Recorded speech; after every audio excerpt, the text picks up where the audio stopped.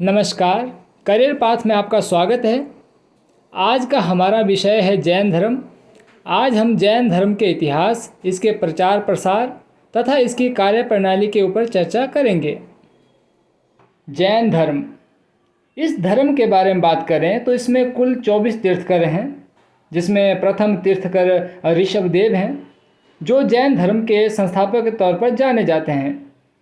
इसके 23वें तीर्थकर पार्श्वनाथ हैं और 24वें तीर्थकर के तौर पर महावीर स्वामी को जाना जाता है।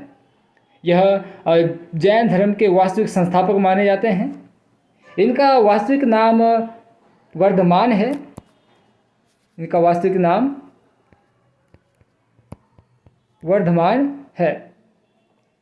यह जैन धर्म के सबसे प्रमुख तीर्थकर भी माने जाते हैं, जिनकी शिक्षाएं आदिकाल में और वर्तमान काल में मुख्य रूप से पढ़ी जाती है या उसके बारे में लोग जानकारी लेते हैं या उसको मानते भी हैं। अगर बात करें इसके पैतृक जीवन या फिर इसके प्रारंभिक जीवन परिचय के बारे में, तो इनका जीवन परिचय के बारे में बात करें, इसका जन्म 540 ईस्वी पूर्व कुंडग्राम वैशाली में हुआ था। इनके पिता का नाम सिद्धार्थ था, जो ज्ञात्रिक कुल से संबंध रखते हैं। इनकी माता त्रिशला, जो लिच्छवी राजकुमारी हैं। और रही बात इनकी पत्नी के बारे में, तो इनकी पत्नी यशोदा है, जिनसे एक पुत्री का जन्म हुआ, जिसे प्रिय दर्शना के नाम से जानते हैं। तत्पश्चात इनके अगर दामाद के बारे में बात करें, तो इनके दामाद का नाम है जमाली, जो बाद में जैन धर्म के या फिर महावीर स्वामी के पहले शिष्य भी बने। इनका गृह त्याग 30 वर्ष की आयु में हुआ और 12 साल तपस्या करने के पश्चात इन्हें ज्ञान की प्राप्ति हुई, जो कि जृंबिक गांव, ऋजुपालिका नदी और साल वृक्ष के नीचे हुई।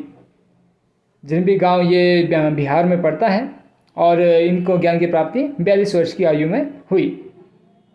अगर इनकी मृत्यु के बारे में बात करें, तो इनकी मृत्यु 468 ईस्वी पूर्व मतलब 72 वर्ष की आयु में पावापुरी बिहार में हुई। इनकी शिक्षाओं के बारे में बात करें तो शिक्षाओं में इनमें सबसे ज़्यादा प्राकृतिक भाषा का इस्तेमाल किया गया, प्राकृतिक भाषा का।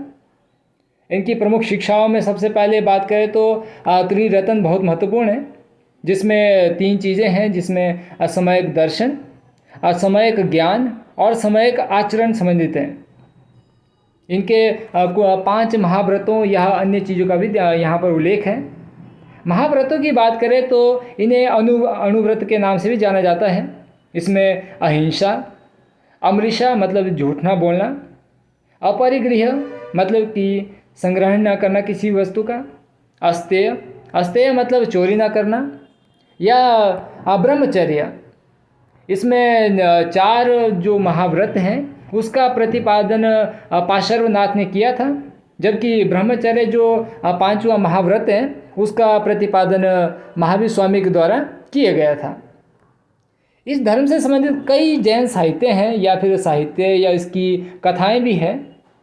इन साहित्यों में बात करें तो सबसे पहले इसमें भाषाओं का उल्लेख बड़ा किया गया है। इसमें प्रमुख रूप से प्राकृत या संस्कृत भाषा का मुख्य रूप से उल्लेख मिलता है और इन्हीं भाषाओं में ज़्यादातर इनके साहित्यों की रचना भी हुई है। इसके प्राचीनतम ग्रंथों के बारे में बात करें तो इन्हें पूर्व कहा जाता है।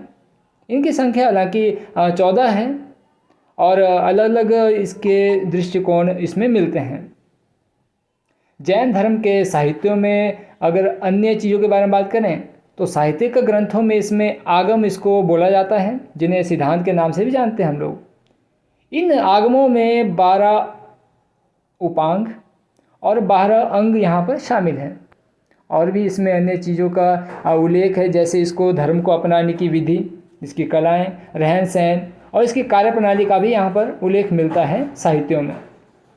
जैन धर्म के संघ या संप्रदायों के बारे में बात करें तो जैन धर्म में 2 संप्रदाय मिलते हैं, एक श्वेतांबर और दूसरे दिगंबर।